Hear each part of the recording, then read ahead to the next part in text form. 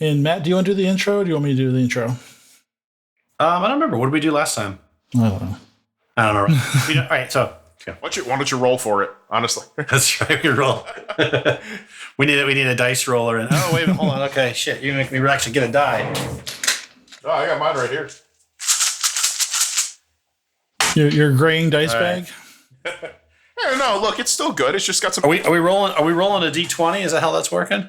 I only got D6s right here. All right, I got a d6. I got them all. So high roll goes. High roll goes. Okay. I got a 6. Got 2. All right. Pandemic trapped a bunch of aging role-playing gamers in their homes, forcing them to crawl out of their pen and paper comfort zone and into the online world of virtual tabletops and video calls. So join them as they raise the curtain to share their stories, insights, and love of all things geek. So grab your longsword and your +1 bottle of Viagra and get ready for another episode of Advanced Age Role-Playing Gamers Podcast. That's a lot of syllables for one sentence.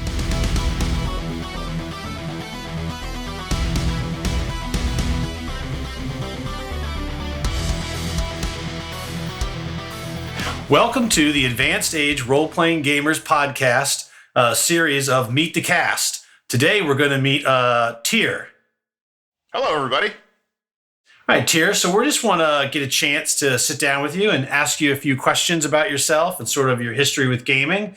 I'm here, and I've also got co-host Nathan. He's going to be asking some questions as well. And if you want to expand on it, go ahead. So I'll just go ahead and I'll get started. It's really just for you. So go ahead. Please introduce yourself. Well, hi, everybody out there. I'm Tyr, otherwise known as John. Funny story. I knew you guys are going to ask about it. Why am I calling me Tyr? Why is that my name? It's a nickname from college. Ask me details later. I'll tell you, especially if you have a drink in hand. It's no problem at all. I'm a environmental scientist, health and safety, sometimes weenie. And I've been gaming most of my adult life since I was about 12 or 13 years old. So I guess that dovetails in. So we're going to say, when did you start playing role-playing games? I would have to say, and it's hard to remember because, God, it literally has been that long ago. It'd have to be around, say, 1988, I would imagine. I remember talking to my friend Jay Myers, who lived down the block from me in New Jersey. We had just become friends. It was the first time I had a friend who didn't live within 2 blocks of me. We had gone to school, and I said something about games. And he's like, "Oh, I've got a great game for us to play. It's called Dungeons and Dragons." And I'm like, "Oh, okay, that sounds great." And went over to his house and made a character and played a few games, and I was hooked from day one. In fact, I think we only played maybe 2 sessions before something happened. We never played again. But after that, I got bit by the bug, and anything I could do after that was related to gaming a role-playing game, I wanted to do. I mean, it wasn't until college that I really met groups of people who were really into it. But yeah, I mean, it just exploded from there. Cool. Yeah. So after D&D, what else? What did you play? What's the first system you played after D&D? So I started with, Jay and I, we actually even got my little brother to play a session, which he would never do today. We played the red D&D box set, where you took the crayon and you colored in the depressions on the die. That was my first introduction to gaming. Like after that, I think the next game I played was AD&D. Like I found an old beat up copy of Dungeons Master's Guide. I mean, like dog-eared and whatever. And I read it cover to cover several times. Oh, there you go. There's the TS. There it is. Wow, that's not the same one I had. That one had the red dragon on front. That die looks. You need a new crayon. Yeah. It was the classic. Yeah, it had the red dragon on front, the fighter with the shield and the sword. I mean, it's one of those things. Like I mean, just looking at that picture, I can remember spending like an hour just looking at that picture, just thinking about the story in my head. I mean, you know, then I went and I found a bunch of books and stories.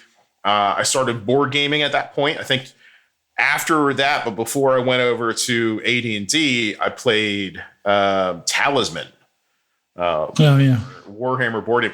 Did not know how to play. The set I got had no instructions. It was a used set. So I had to figure out how to play the game. And I had a group of people and we'd play it all the time. We played that thing till it was broken, bent. We had thrown it up against the wall in frustration. But anything to scratch that itch, like to get that bug, like, because I loved it so much. And yeah, and then I went straight over to AD&D. Cool. All right. So do you remember what your first character was? Oh yeah, with that box set, if I remember correctly, there was no class or race. It was all the same thing. I remember playing an elf who was kind of like a fighter mage, if I remember correctly. Yeah. His name was Hunt because it was 1988, and guys like Cliff and Flint and what have you. They all the GI Joe guys had one name, so why couldn't my character? I tried to give him like a fake Elvish name after I finally read Tolkien and what have you. But no, that's I even created him in AD&D later on to try to continue that. But, there was just so much to do after that. And, so many possibilities to explore, so many worlds, so many different characters. Cool. So do you have a favorite game system right now? Man, that is really tough. I still love D&D to this day, I have to say. I mean, I know it's not perfect. It's really not. And I spent a long time away. I mean, my whole time when I was living in Europe, I didn't play. The whole time I was in Afghanistan, obviously I didn't play because there was no fun there. That's almost 10 years. Yeah. 4 years in Europe, 4.5 years in Afghanistan, where I was just away. And it was good because I got to skip the whole 3.5 edition thing. I've heard that wasn't a lot of fun. But I still default back to D&D. Yeah. All right. Do you have, so we talked a little bit about your first character. What are a couple of your favorite characters you've played and why?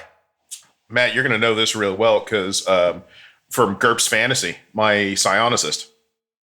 I don't know if you know this, but I created that character specifically to annoy the rules lawyer, James, in that game. Like, he was designed specifically to annoy him because I couldn't stand the character that James had in that game.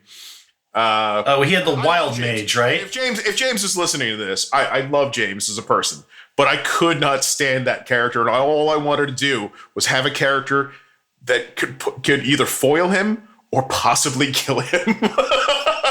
Because he was playing an overpowered mage. He was, just packed double. It was some kind of double powered wild magic mage. Yeah, I think he was like a wild mage who upped like the local level around him or something weird like that. Yeah, where if he critically failed, he super critically failed. Right. He did all this stuff, and he didn't care about anybody else there. And I remember because we played the first, I don't know how many sessions before anybody even found out that I was playing a psionicist. He just pretended to be a fighter who was a squire to one of the kings who got attached to the party. I wouldn't even say it. I wouldn't put my powers out just because I didn't want him to know. And it turned out this character who was just basically made to be a foil to bother this one guy turned out to be one of my favorite stories I've ever created. Like, he's just so in depth about what happened to him. I mean, he wound up traveling back in time. He had a legend after him. Like, people, would say the name, and we got back to the regular campaign after I don't know how long of a break, and people were telling stories and legends, and only I knew that was my character. And it was absolutely fantastic. Our GM Malcolm, who is just wonderful, a wonderful person, he just wove a story that I've never forgotten. I really thought about writing it into a book, converting it into a novel form. Yeah, it was a very well Malcolm's very good at painting a very colorful tapestry for his worlds. Yep. Yeah, I mean, Cool. Yeah, And unlike us. he put the background, he put the canvas, and we went from there. All of us did. I mean, almost every character in that game who I didn't even think could have a good background just really did. Like they came into it with so much flavor, you know. All right. Yeah. So, what keeps you playing role-playing games? I like the creative outlet. I really do. I love, I love sci-fi and fantasy. I love to read. I love to immerse myself. That's my genre of choice when it comes to TV and movies and what have you. But I also like to create, and I like to, make part of my own story, even if it's not my own, a complete of my own story. Even the games that I run, where I'm the GM. All it does is let me paint the empty background, and the players fill that with their stories. And I enjoy that process of creation. I mean, it's never what you expect, and you guys both know that. Yeah. You've run how many games, and you expect the players to go from A to B, but they wind up going down to Z and D and Q first, and then maybe they get to B. But it's a great process, and I enjoy it. It utilizes a part of my brain that I don't get to use anywhere else, and it helps keep me alive. Honestly, That's nice. Being alive. So given all, oh, sorry, go ahead. I was gonna say, some people wouldn't say that, but Well, so given all that, so why do you think role playing games are so popular today? I mean, we all went through the sort of role playing game is the devil, or I myself. So I said, I know people who still won't admit in their workplace that they play, but now it seems like it's everywhere. You've got stars, but why do you think it's so popular? I think it's the change in our society. Honestly, look back 50 years, look back 30 years, look back further than that. We all had different kind of outlets, but a lot of those were outdoors, sports and groups. And, when I was a kid, you could get on a bike and you could bike down the street and stay out to the street lights got dark, and then you'd come home. People aren't comfortable with their kids doing that these days. Now it's play dates, and you go here and you go there and you go meet up here at this park.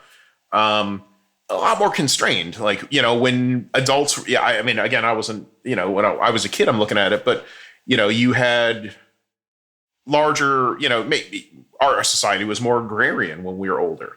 We got outside and we, even if we weren't, that wasn't our main job, we all had gardens and we all did this. There's actually a study done in the 70s in Germany where people would go out, they were increasingly disconnected and discomforted with their modern lifestyles, being in their apartments in the big city and what have you.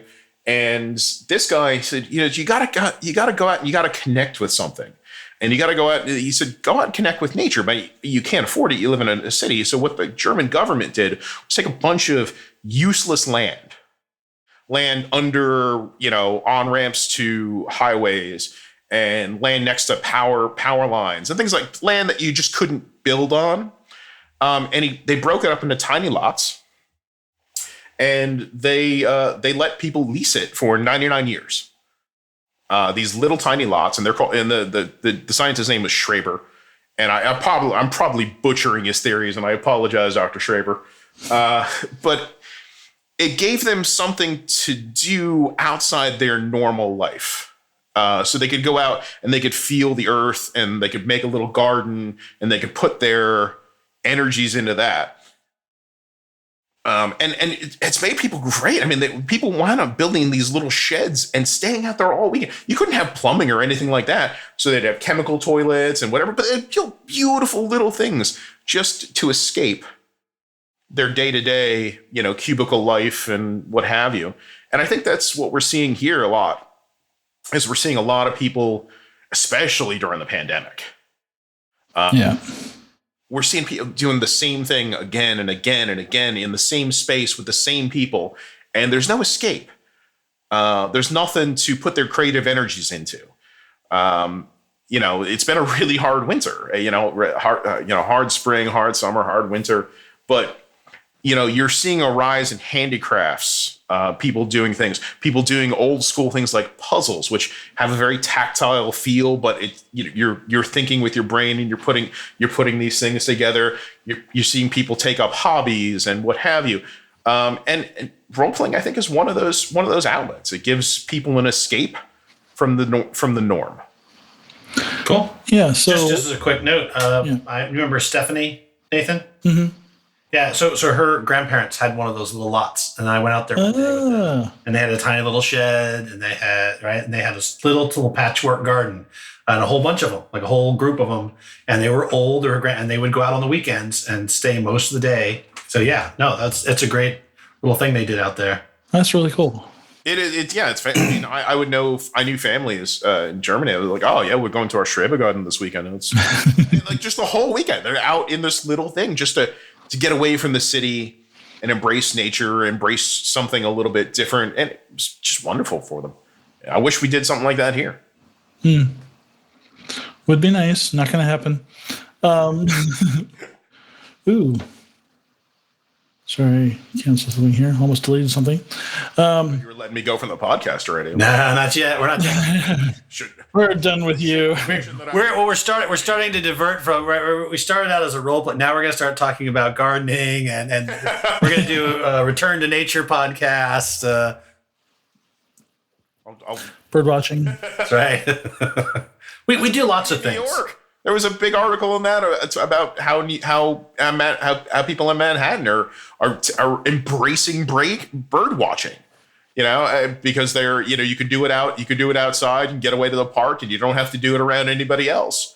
I mean, I grew up outside of Manhattan, over the river, and what they did in that time, I never expected to find bird watchers in Manhattan. Yeah, one of them, you gotta watch out because some lady might throw a dog at you. But anyway, you've had a lot of real world experiences away from role playing. How do you think that's influenced how you actually play the games? It's definitely. It's changed me as a person.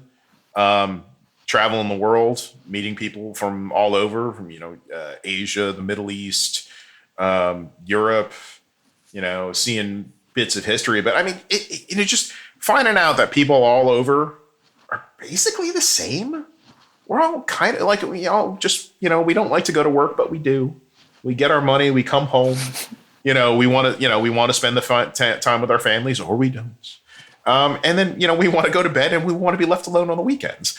Everybody's kind of the same. There's no you cross a border and then you just meet an alien race of people. It's not how it works. But seeing these cultures and seeing how even a space of a few miles, can change an entire people in their what they eat and what they see and what they have, but it's all understandable where you just went over that mountain range and they're in a different valley and a different flower grows there, so your cows make a different cheese, and therefore you have a different festival at that time of year. It brings a whole new perspective, where I didn't think about where my characters came from in the past, or I didn't think about their race that much other than the stats bonuses they gave me. Now I like to think about, what's their society like? What is my character part of that? What's, how does that affect it? In some games I get to play that out. I get to really enjoy it. I have a game right now that I'm in where I'm playing a Kenku, and he is an outcast. And he thinks he's cursed because he can actually form his own, in a way, he can form his own ideas. Which, if you look at the Kenku race, they pretty much mimic everything they see. And for him to be able to have an original idea, it was already a problem. He was beaten, he was cast out. Now he grew up in a different human society, and he thinks that there's something wrong with him. For a long time, he thought he was cursed. So yeah, just thinking about that, it adds a whole new spin on how you play games. Cool. Well, I guess, is there anything else that you'd like the listeners to know about you? I mean, I've done a lot in my time. I'm very grateful for it. I met some wonderful people, met some non-wonderful people. Hey, look, I don't yuck anybody's yum. I don't, I'm really happy for the experiences I've had. I mean, Sean will come in and he'll, oh yeah, Tier's done this. Did you know he was at 9/11? And did you know that he did this stuff? He chased anthrax across the country or whatever. I'm like, those are the worst experiences I can think in my life. He highlights those. He goes, oh, you've done all that. I'm like, those are terrible experiences. Like I couldn't sleep at night during some of that stuff. Not the great stuff. Did you forget he's an Irish Catholic? Those are the good days. That's true. Yeah. Oh, you must feel guilty of that.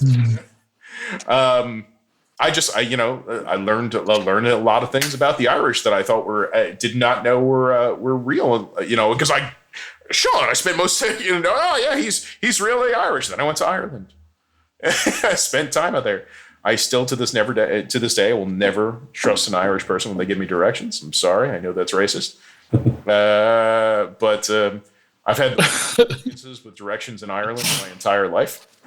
I'd probably still be there if I took directions to get out of the country. But I love the fact that I've seen and done a lot, and I know you guys have done too, and it's nice to be able to talk to somebody who's done and been to some of the same places and done some of the same things. Because when I talk about it, like I grew up poor. I mean, we were barely able to get by.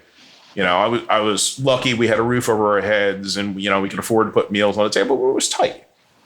And, reading these stories about seeing the worlds and any world and, studying geology originally in school before I switched over. And I started in English. I started as a chemical engineer. That's how I applied to college. Immediately got there, switched to English Lit, and then switched to English Lit and geology. But I was the only geologist they'd ever met or graduated who had done his senior seminar in Shakespeare instead of field camp. I couldn't afford it at the time. But yeah, so I came from, I didn't have I saved up my money, bought my own cars, working after school, like paper routes. I did everything, and I never thought I'd get to see the world. And so my whole goal going through school and whatever was one of the things is I want to see more of the world. And I was lucky to land a job. And then while I was in that job, find a position that let me do that let me start by going to Germany and then, the rest of Europe and then later on Asia and then everywhere else I've been, I've been all over, and I was lucky and it was fantastic. And I wish for everyone to have those kind of experiences if that's what they want. If they want to get out, expand their minds, do it. I mean, absolutely do it. So, Nate, if you'll indulge me, I think I'm going to add a question to the list for all the rest of them. Because I think it's one that I kind of remit for not adding in there. So, is missionary. Why does Tier talk so much? No. No, that's Sean. What? So why can't you shut the fuck up? That's it. No, it's funny. I forgot to put them on the list, and we can edit some of the. But so how would you? So what has the effect of COVID been on gaming, good and bad, for you? I mean, I gotta say, I really enjoy the sensation of being at a table with people that face to face, because it's easy to get distracted by my other monitor, by my phone, by whatever else is going on in the house. So much porn. so much. Like the girlfriend's kids are, asking for snacks and got to go to bed. And, so I enjoy that face to face. However, the upside is that I'm gaming now more than I ever did before the pandemic, because we can carve out 1 or 2 hours that we can all find together in our houses where, Matt, you put your kids to bed, or I've got the girlfriend's kids tonight, or I don't, or, we can all find a little bit of time together, and physical distance isn't a thing. So I can game with my friends on the West Coast if I wanted to, or, anything. Like I was in last year, this time, we started playing online because I was working in Puerto Rico during earthquakes. That was fantastic. During the middle of a game, I got to dive under a table because the building is shaking that I'm in. So it really there's a lot more flexibility like that. And it's a sign of a good game is if you've got your people engaged enough that you can, that you could see that this is all they're doing, is they're in the story and what have you. That's why it's a detriment to big games online. Big groups makes it a little bit harder, especially if everybody else is doing something else. Like I'm doing this in the background of the video and you're doing this and I'm doing it. It makes it hard to focus. But if you're weaving a good story and you're really into it, you know it. You know when your players are paying attention. Yeah, I find our sessions go by super fast, even with so many people. We've got a pretty big group. So, all right, I've got a question that you should ask for me. Sure. You should ask me if I'd like to parlay. Sorry, so speaking of that, someone's got if you got a good font or something, and you cut, Kupo's looking for graphics stuff. We should I took a picture of those, a pair of dice, one with the 20 and one with the 1. Yeah. And that's like the balance. We needed like a parlay. We need some sort of parlay. In fancy calligraphy. Where he's holding up the stereo and just change that out. It just says parlay. Parlay.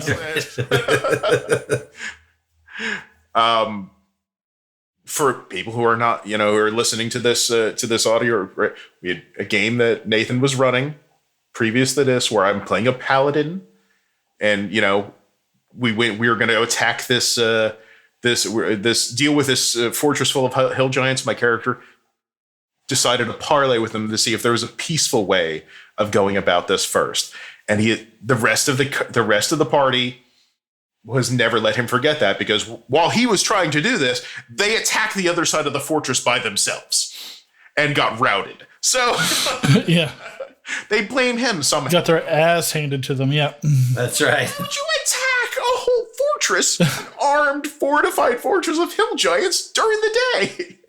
Well, yeah, I can agree with much you. Better, but I can agree with you. Darg saw no problem in it. Darg marches to the beat of his own drum. I mean, it's all right. Well, Tier, thanks for sitting down and talking with us. We look forward to. Glad you could connect with the listeners, and you can look forward to hearing Tier in many of our stories. So until then, thanks a lot from me, Matt, Nathan, and me, Tier. Thanks. All right, great. Till next time. Like us, follow us, send us money, anything you want to do. All right, this is the Advanced Age Role Playing Gamers podcast. Meet the cast with Tier. Thank you very much. Bye.